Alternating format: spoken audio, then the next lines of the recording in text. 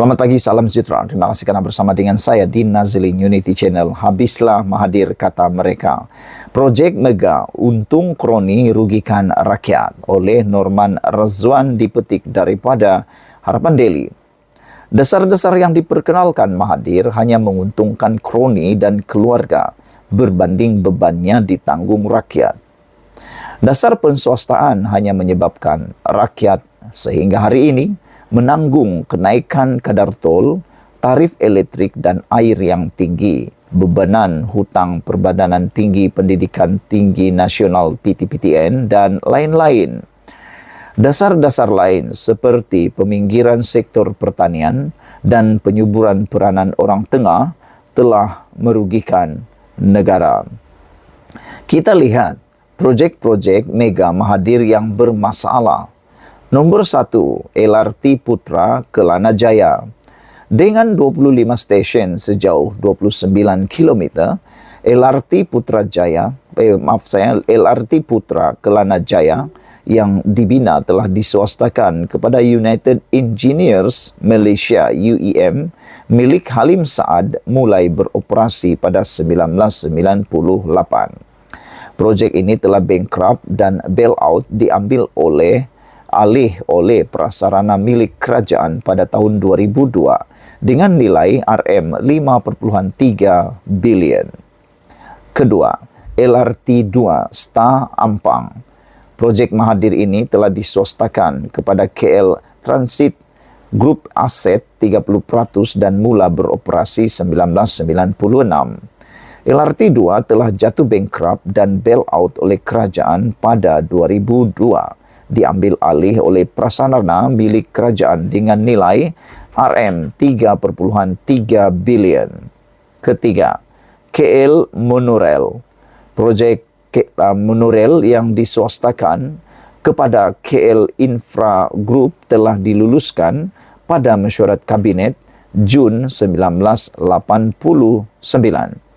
Kos yang dianggarkan sebanyak 143 juta ternyata jauh tersasar apabila menelan belanja sebanyak 1.18 bilion setelah projek tersebut siap dibina dan beroperasi pada tahun 2003. KL Monorail telah diselamatkan dan diambil alih oleh prasarana milik kerajaan pada 2007 dan dengan nilai RM882 juta ringgit.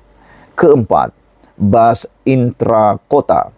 Intrakota telah mula beroperasi pada tahun 1998 dan diswastakan kepada DRB Highcom konon bagi menghapuskan imej bas mini yang buruk dan tidak berdisiplin.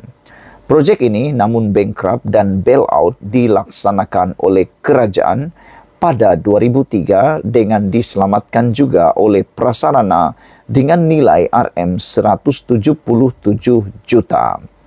Nombor 5, skandal Perwaja Steel.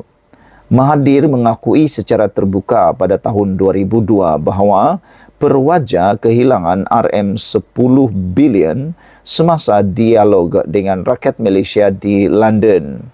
Jumlah kerugian telah meningkat kepada RM2.49 bilion daripada RM1 bilion apabila Eric Chia mengambil alih dan Perwaja telah dilumpuhkan oleh hutang tambahan berjumlah RM5.7 bilion. Nombor 6, Empangan Bakun. Semasa zaman Mahathir, terdapat pelbagai halangan berlaku sehingga projek ini diserahkan kepada kroninya Tan Sri Ting Pek King. Kerajaan terpaksa menyelamatkan projek Empangan Bakun daripada terus terbengkalai dan mengalami kerugian besar. Nombor 7, Proton. Proton memohon kerajaan RM1.5 bilion dengan alasan mahu menggunakan wang tersebut untuk membayar vendor. Kemudian, Proton telah diambil alih oleh kumpulan DRB Highcom milik jutawan Tan Sri Said Mokhtar Al-Bukhari. Nombor 8, Forex. Skandal pasaran pertukaran asing atau Forex pada tahun 1990-an menjadi tanda tanya sehingga kini Di mana perginya wang lebih Rm30 bilion yang hilang begitu sahaja tanpa ada siapa yang bertanggung jawab? 9. Nomor 9.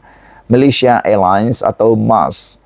Pada era 1990-an ini, Mahathir melalui Tun Daim Zainuddin bagi pihak kerajaan Malaysia mengarahkan Tajuddin Ramli membayar RM8 sesaham jauh melebihi harga pasaran ketika itu, iaitu RM3.50.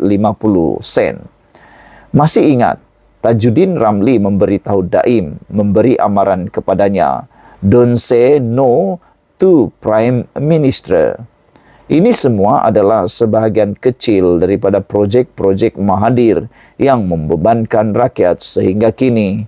Bayangkan beratus bilion ini jika diuruskan dengan baik, pasti rakyat akan mendapat nikmatnya. Sekian dulu untuk kali ini. Berita ini atau ulasan ini dipetik daripada Harapan Daily, ditulis oleh Norman Redzuan, bertarik Januari 2024-23. Sekian dulu untuk kali ini. Jangan lupa tinggalkan komen Anda, tekan butang subscribe. Kita jumpa lagi. Bye-bye. Selamat pagi. Salam sejahtera. Terima kasih karena bersama dengan saya di Nazilin Unity Channel. Kita mula rasa kesedihannya apabila baginda tuanku yang di Pertuan Agong kini berada di saat-saat akhir sebagai Agong. Ini ialah waktu-waktu terakhir Agong. Dan kalau kita masih ingat, baginda inilah adalah Sultan yang di Pertuan Agong Malaysia yang mencipta rekod. Yang mana pertama telah menerima 3 orang atau 4 orang, saya tak berapa ingat, tapi yang pastinya lebih daripada 3 orang, 4 orang Perdana Menteri. Pertama, Tun Mahathir, kedua Muhyiddin Yassin, ketiga Ismail Sabri Yaakob, dan yang keempat ialah Anwar Ibrahim. 4 orang Perdana Menteri yang telah menjadi Perdana Menteri ketika Agong Sultan Abdullah ini menjadi yang di Pertuan Agong kita. Selain daripada itu, baginda jugalah adalah Sultan yang di Pertuan Agong yang telah kali pertama berada di dalam keadaan paling kritikal, yaitu pandemik COVID-19. Kesian ke bawah dulu Yang Maha Mulia yang di Pertuan Agong ini kerana begitu berat dan besarnya beban baginda terpaksa tanggung. Di samping itu, ketika baginda juga menjadi Perdana Menteri, waktu itu jugalah politik Malaysia paling bergolak luar biasa. Tetapi yang menariknya, yang ke bawah dulu Yang Maha Mulia di Pertuan Agong, satu-satunya Agong setakat ini yang telah membuat jelajah selama berhari-hari di Borneo. Kami teruja apabila baginda sampai ke negeri kami, ke Sabah dan juga ke Borneo. Namun, ini ialah perkara yang dilakukan oleh Agung pada saat-saat akhir baginda menjadi Perdana Menteri, dan yang luar biasanya, baginda bersama dengan Perdana Menteri. Yang di Pertuan Agong, Al-Sultan Abdullah Riayatuddin Al-Mustafa Billah Shah berkenan menerima menghadap Perdana Menteri Datuk Seri Anwar Ibrahim untuk mesyuarat pra-kabinet terakhir di Istana Negara hari ini. Istana Negara memaklumkan sesi mesyuarat pra-kabinet tersebut cukup istimewa buat kedua-dua pemimpin, khususnya kepada Seri Paduka Baginda. Jelasnya, mesyuarat tersebut adalah yang kali terakhir sebelum Seri Paduka menamatkan tempo pemerintahan yang di Pertuan Agong ke-16 pada 30 Januari ini. Sejak menaiki takhta sebagai yang di Pertuan Agong ke-16, Seri Paduka telah berkenan berangkat menghadiri pra-kabinet sebanyak 160 kali. Termasuk sesi hari ini dengan 4 Perdana Menteri, katanya dalam satu hantaran di Facebook rasmi Istana Negara. Mesyuarat pra-kabinet terakhir tersebut turut dihadiri oleh Ketua Setiausaha Negara Tan Sri Muhammad Zuki Ali.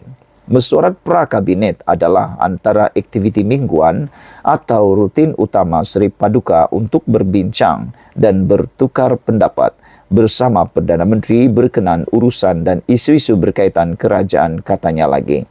Kita ingin mendoakan kesejahteraan Kebawah Duli Yang Maha Mulia yang di-Pertuan Agong. Kita juga berdoa untuk kesihatan Kebawah Duli Yang Maha Mulia yang di-Pertuan Agong. Daulat Tuanku, daulat Tuanku. Terima kasih atas kebaikan Kebawah Duli Yang Maha Mulia yang di-Pertuan Agong, dan terima kasih kerana memberikan teladan yang luar biasa kepada semua rakyat Malaysia. Sekian dulu untuk kali ini. Jangan lupa tinggalkan komen anda, tekan butang subscribe. Kita jumpa lagi. Bye-bye. Selamat pagi, salam sejahtera. Terima kasih kerana bersama dengan saya di Nazilin Unity Channel. Hari ini kita dikejutkan dengan kenyataan daripada beberapa orang netizen, penganalisis politik dan pemerhati politik yang menyatakan kalau begini, atau dengan ini, atau kalau berterusan begini, lebih baik Perikatan Nasional bubar saja, kata mereka. Ini apabila tindakan beberapa orang pemimpin Perikatan Nasional yang tak henti-henti masih lagi memberi harapan untuk adanya tebuk atap sini sana. Dan yang terkini ialah apabila salah seorang pempengaruh, salah seorang aktivis, salah seorang pemimpin Perikatan Nasional iaitu Cikgu Bad kali ini pula kantoi menipu dan bakal dipanggil polis. Itu sebabnya ramai pemerhati politik, ramai juga pengikut politik, tak pedulilah mereka berdiri atas pagar atau penyokong kerajaan ataupun bekas penyokong pembangkang, dan ada juga yang penyokong pembangkang yang telah mula berikrar akan meninggalkan Perikatan Nasional gara-gara tindakan pemimpin-pemimpinnya yang masih memberikan janji-janji kosong yang mengecewakan dan terus-menerus memainkan sentimen nak menghancurkan negara ini melalui tindakan rampasan kuasa tebuk atap yang kita tidak suka sama sekali. Kalau baru-baru ini Mahathir kata dia cabar untuk Anwar membuat pembubaran parlimen dan buat pilihan raya, itu satu tindakan yang memang gila bagi kita lah. Kerana kita dah muak untuk melakukan perkara-perkara itu. Kita ada 4 tahun lagi sebelum pilihan raya. Jadi buat apa nak ikut arahan daripada Tun Mahathir untuk pilihan raya lagi? Buat apa? Tiada faedahnya sama sekali. Lagi pula, apa nak buat lagi? Tun Mahathir dah kalah teruk baru-baru ini, dah kalah, tiada deposit. Jangan-jangan kalau pilihan raya dibuat lagi, 1000 pun tidak akan dapat lagi undi. Namun demikian, apabila timbul Perikatan Nasional mahu ataupun bakal diarah untuk bubar oleh netizen, oleh mahkamah netizen, maka Cikgu Bad kantoi menipu bakal dipanggil polis. Ketua Polis Kuala Lumpur, Datuk Alauddin Abdul Majid mengesahkan pihaknya menerima laporan berkaitan dakwaan oleh Cikgu Bad bahawa 3 wakil Perikatan Nasional PN telah dipanggil menghadap Yang di-Pertuan Agong hari ini. Menurutnya, laporan bernama kes tersebut akan disiasat dan dikendali oleh Unit Siasatan Jenayah Terkelas Bukit Aman. Terdahulu, seorang individu membuat laporan polis di Balai Polis Travels semalam terhadap Cikgu Bad atau nama sebenarnya Badrul Hisham Sarin. Kenyataan Cikgu Bad itu didakwa dibuat dalam sebuah video berdurasi 52 saat yang disiarkan menerusi aplikasi TikTok bernama Alias Official. Laporan itu seterusnya menafikan dakwaan Cikgu Bad dan menyifatkan ia sebagai satu kenyataan tidak tepat serta meminta pihak polis mengambil tindakan lanjut. Apakah dengan ini Cikgu Bad akan ditangkap polis dan akan didakwa? Ramai para penonton atau juga netizen yang menyatakan bahawa memangkah mereka ni suka sangat nak membuat kantoi diri sendiri, kata mereka, dan berani juga pemimpin-pemimpin ini melibatkan pula Istana Negara sehingga Istana Negara sendiri bertindak untuk melakukan laporan polis itu. Semoga yang benar terbukti benar, yang salah dapat hukuman. Sekian dulu untuk kali ini. Jangan lupa tinggalkan komen anda, tekan butang subscribe. Kita jumpa lagi. Bye-bye.